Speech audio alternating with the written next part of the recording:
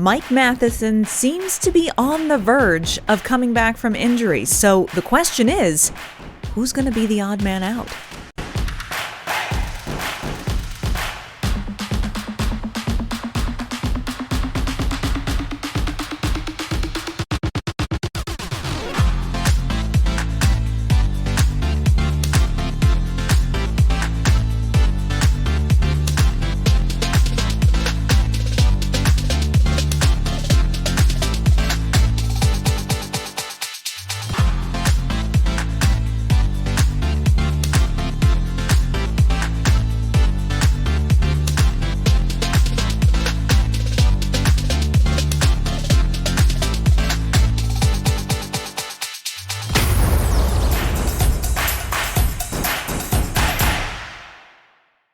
Welcome back, Habs fans. So glad that you're here with us this week for this week's episode of Habs Hockey Report right here on the All Habs Hockey Magazine YouTube channel, part of Rocket Sports Media. And hey, we're also part of the Hockey Podcast Network. So glad to have you along. I am the host of the show. My name is Amy Johnson. I'm here each and every Thursday with you.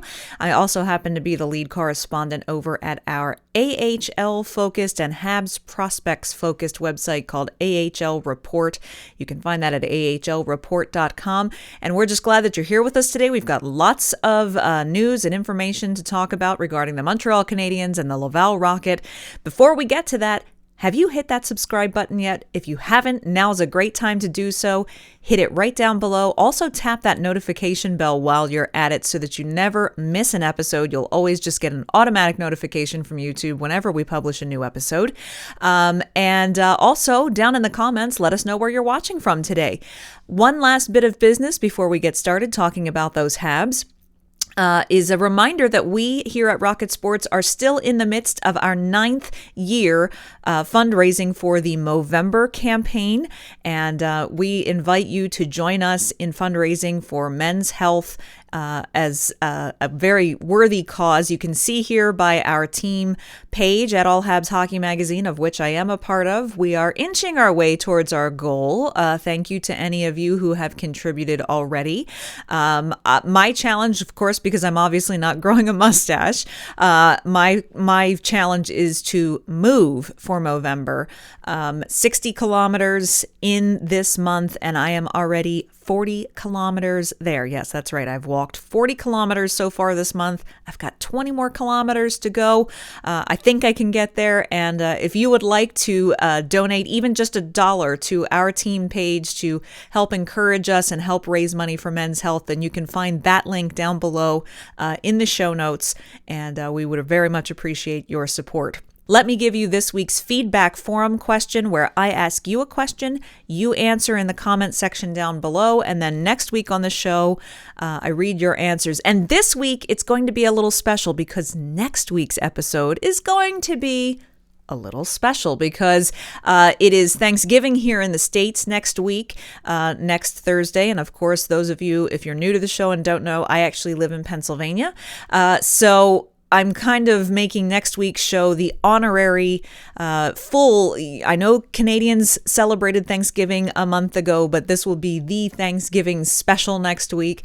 Have some fun things to talk about on next week's show. So my feedback forum question for this week, in preparation for that, to read your answers on next week's show is, what's the one dish at your Thanksgiving or holiday meal that you have to have? Like, is there one thing? Maybe you can't live without the turkey. Maybe you can't live without the dressing or filling or stuffing or whatever it is that you call it. Maybe you can't live without the dessert table. What is your favorite dish? What is your must-have go-to dish? The thing that you look forward to the most at your holiday dinner table? Leave that in the comments below. I'm getting hungry just thinking about it already.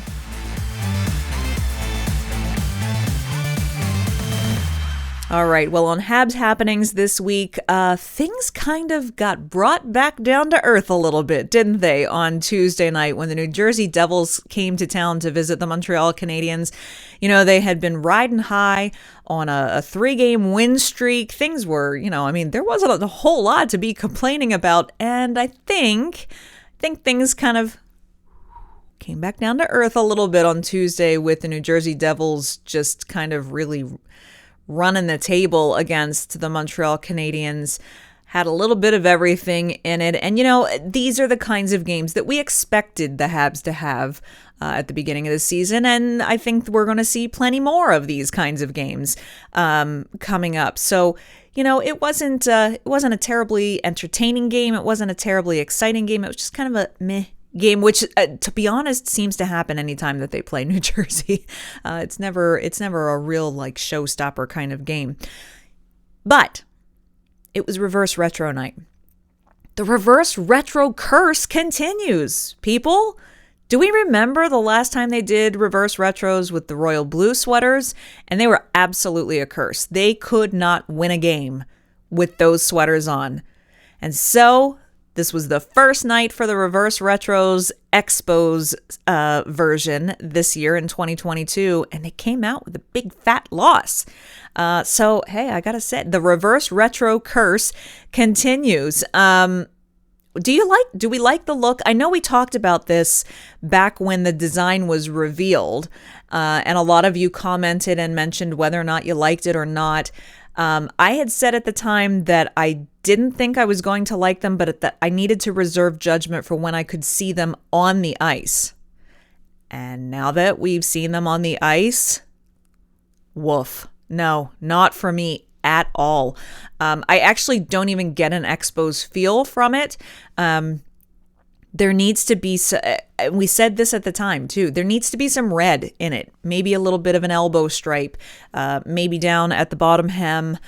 There's just not, sure the color is there, but when you see the whole thing together, you see it on the screen there, it's just not great to me. It just doesn't, for me, it doesn't conjure up, oh, yes, that's Expos. So I feel like they missed the mark here a little bit.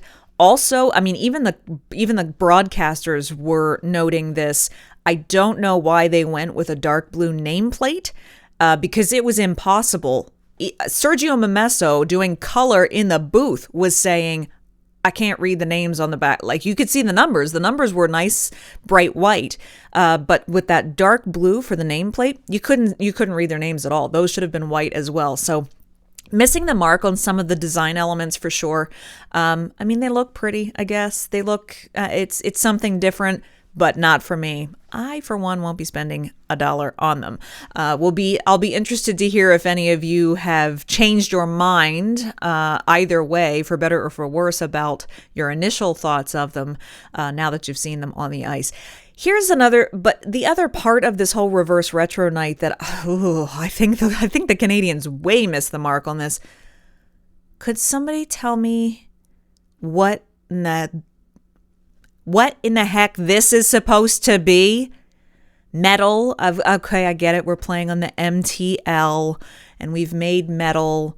And I don't know if this is supposed to be like a cross between Youppi Gritty and Lanny McDonald. Honestly, this to me is absolutely bizarre. And you saw, yes, it's Steel Panther. Cole and Suzuki don't exactly look too thrilled about. He was creeping around in the parking garage when the players arrived, and it was just this whole campaign of his origin story sounds an awful lot like Gritty's. Discovered in the bowels of the building during construction. And this is coming from someone who, I live and die by Gritty. The Flyers, I think, knocked Gritty out of the park with his whole concept. This is just weird to me. I get he's supposed to be, like this rocker kind of edgy, version of Youppi, cousin of Youppi. I don't know. But to me, it's weird. It's creepy. I put this in the same category as that buoy thing that the Seattle Kraken unveiled this year, which looks like somebody was playing with troll dolls and was like, hey, this would make a great mascot for an NHL team. Terrible, just terrible. So overall, I wasn't too impressed with Reverse Retro Night from the marketing standpoint whatsoever. Back to the hockey side of things, though, there were a couple of key elements missing from the Canadiens lineup on Tuesday night, and that was Yoel Armia and Jonathan Drouin, both of them out with an upper body injury. Now, Yoel Armia is kind of day-to-day. He seems to be skating and doesn't look like it's anything too serious. Jonathan Drouin, however, he's going to be out probably at least 4 weeks. He's gone on IR. Aside from the fact that Jonathan Drouin should not still be on this roster, in my opinion. And aside from the fact that Jonathan Drouin has just been invisible in any game that he's gotten into, essentially. He's just not contributing. His injury-prone abilities is just out of the park. And it's always, to me, mysterious how he seems to suffer long-term injuries right around the time when trade talk starts heating up. No, I'm not wearing a tinfoil hat here. There's no conspiracy theories here. It's just the timing. It couldn't be, Jonathan Drouin's contract is one that the Montreal Canadiens need to get off the books. And him being injured on IR is not helping them do that. So we'll see how long Jonathan Drouin ends up being out for, but this is putting him probably towards the middle of December at the earliest as a return. I feel sorry for the kid. He's injured more often than not. He's not had a great go of things. And for me, if he's going to do anything with his hockey career, I think it's going to need to be with a different organization, and we'll have to see when that's going to happen. Speaking of injuries, Mike Matheson is so close to finally getting into a game. He is now skating with a regular jersey on, has ditched the non-contact jersey. He is traveling. So his return looks to be imminent.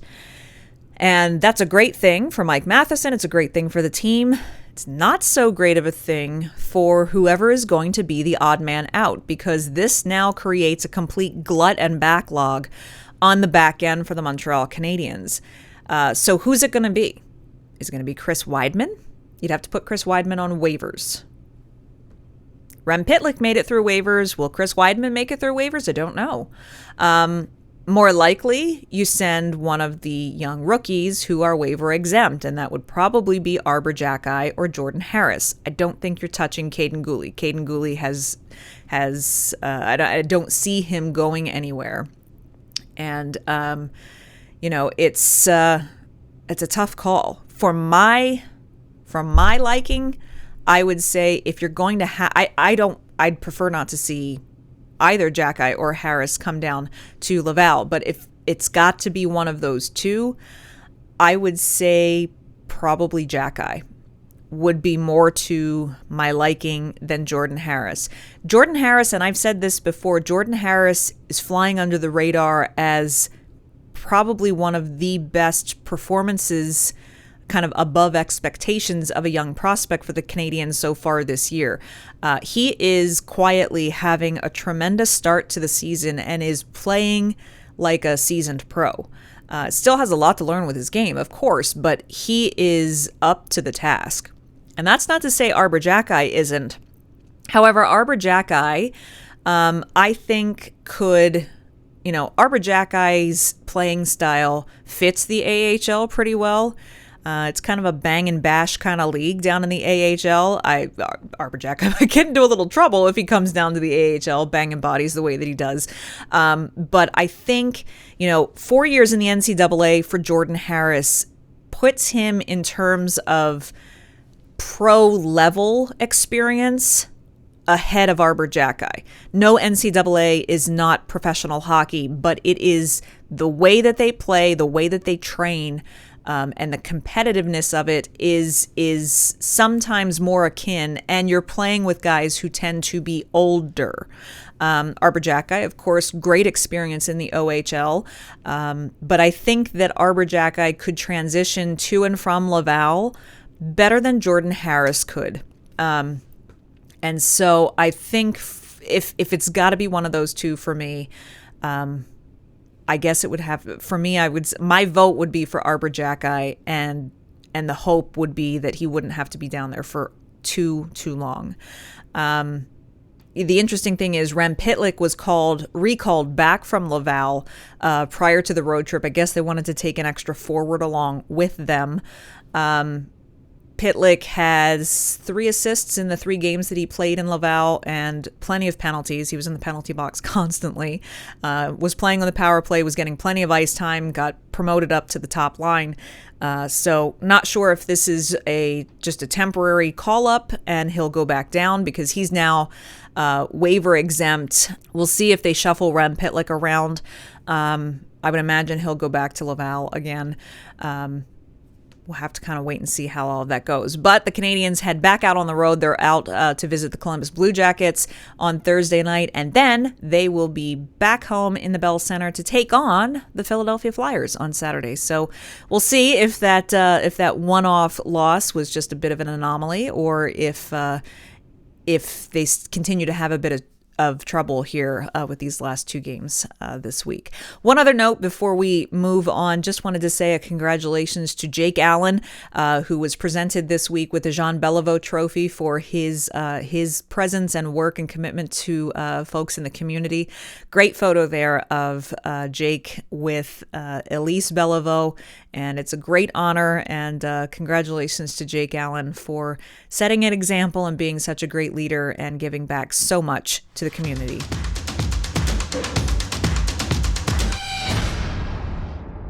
Boy, the Laval Rocket are not making things easy for themselves this season, I tell you. Last week when we met, talked to you about the fact that they had only won 1 game in their last 6 at home, and that they were facing a pretty tough 3 games in 3 days this past weekend. Well, things didn't go great. They did come out with a win on Friday night against a very struggling Utica Comets team, and to be quite honest, they only won that in overtime. Utica actually took them to task, and the Laval Rocket was facing a goaltender who hadn't played in the AHL yet this season and had only played 4 games in the ECHL and hadn't won any of them.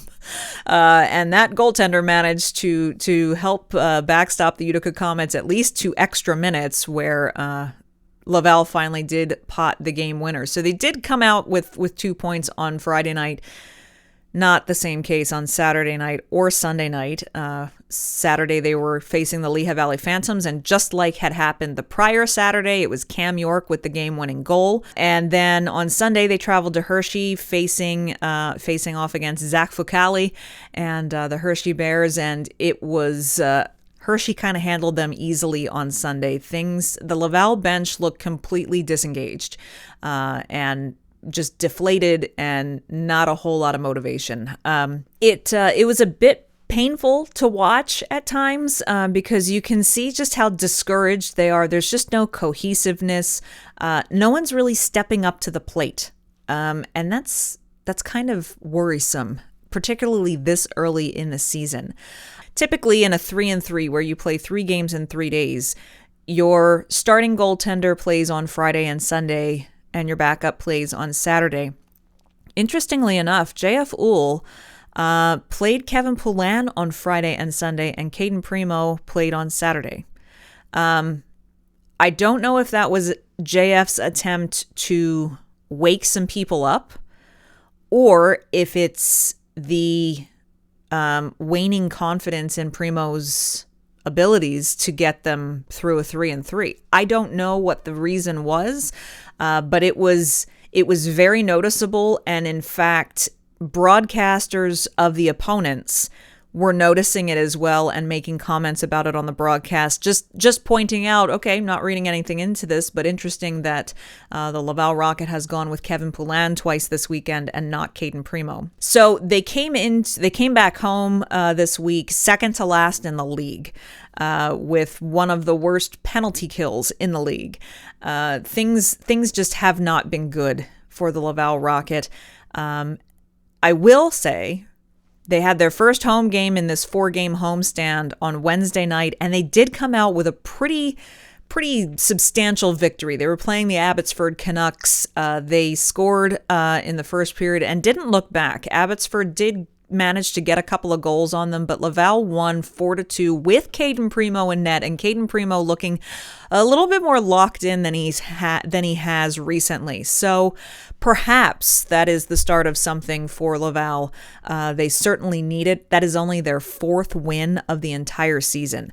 They have played 15 games and they have only won now 4 times. So they need more of that. We'll see if that can continue as they invite the Cleveland Monsters into town to Place Belle on Friday night and Saturday afternoon. On this week's The Press Zone podcast, hosted by myself and Patrick Williams and Rick Stevens, also both joined me for that. We all kind of individually and together take a pretty deep dive at look at last week's Laval Rocket weekend, talk about what we're seeing, patterns we're seeing, what the solution is. Patrick Williams was in fact in Hershey on Sunday to see the game live, spoke with JF Uhl afterwards, so he offers his comments on what he could see as well. So if you'd like to check that out, just click the link and you'll be able to listen to this week's Press Zone podcast. It was a good one and gives you all the information you need about the Laval Rocket, and we'll see. Maybe next week we'll be able to say that they've gone on a hot streak. That would be pretty fun.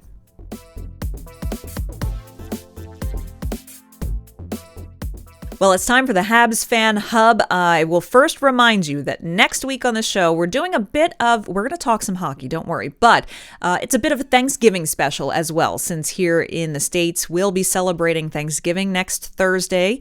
And frankly, Thanksgiving is one of those things that anybody could celebrate at any time because it's just about giving thanks and being grateful. So a bit of a Thanksgiving special next week. So this week's feedback forum question, I'm all about the Thanksgiving dinner food, and let's talk about it. What is your go-to dish on your holiday dinner table?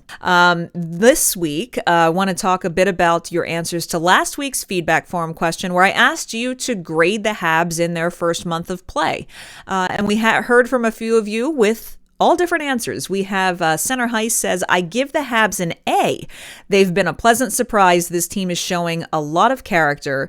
They're at least entertaining finally. And I think we can all agree with that. It's been an entertaining first month of play for the Montreal Canadiens. He says they're fun to watch, and I'm extremely pleased with the kids playing very well for rookies. The future is very bright for us. So thank you for that. Then we have our friend Dino, who wrote in and said, grade the Habs so far, maybe a C+. Very early, no real pressure yet.